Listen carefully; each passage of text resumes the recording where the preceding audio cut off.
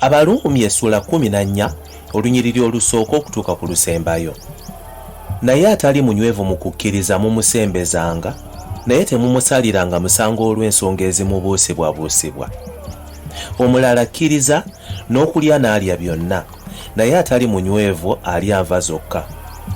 Alya tanyoomanga atalya, era atalya tasaliranga musanga alya, kubanga Katonda yamusembeza. Gwani asalira omusango omuweereza w'abeene? Eri mukama we yokka gy'ayinza okuyimirira oba okugwa. Naye aliyimirira, kubanga mukama waffe ayinza okumuyimiriza. Omuntu omulala alowooza olunaku olumu okusinga olulala, omulala alowooza ennaku zonna okwenkanankana. Buli muntu ategeererenga ddala mu magezi ge yekka. Alowooza olunaku, alulowooza ku bwa mukama waffe, n'oyo alya ku bwa mukama waffe, kubanga yeebaza Katonda. N'oyo atalya ku bwa mukama waffe, era yeebaza Katonda. Kubanga tewali muntu muffe eyeeberera obulamu ku bubwe yekka, era tewali eyeefiira ku bubwe yekka. Kubanga Kristo kye yava afa n'abeera omulamu, alyoka abeerenga mukama w'abafu era n'abalamu.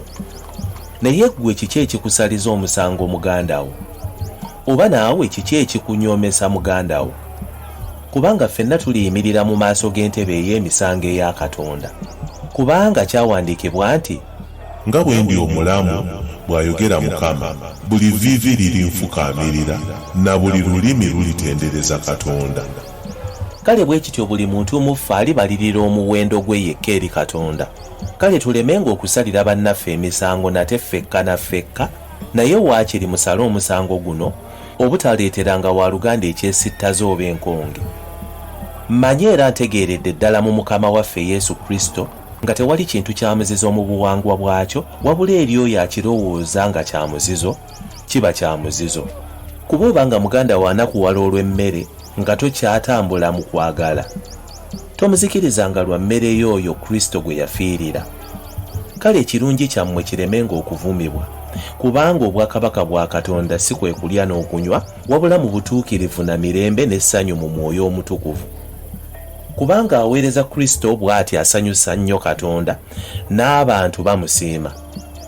Kale bwe kityo tugobererenga eby'emirembe n'eby'okuzimbagananga ffekka na ffekka. Toyonoonanga mulimu gwa Katonda lwa mmere. Byonna birungi, naye kinaabanga kibi eri oyo alya nga yeesittala. Kirungi obutalyanga nnyama newankubadde okunywanga omwenge, newankubadde okukolanga byonna ebyesittaza muganda wo oba ebimunyiiza oba ebimunafuya. Okukkiriza kw'olina beeranga nakwo wekka mu maaso ga Katonda.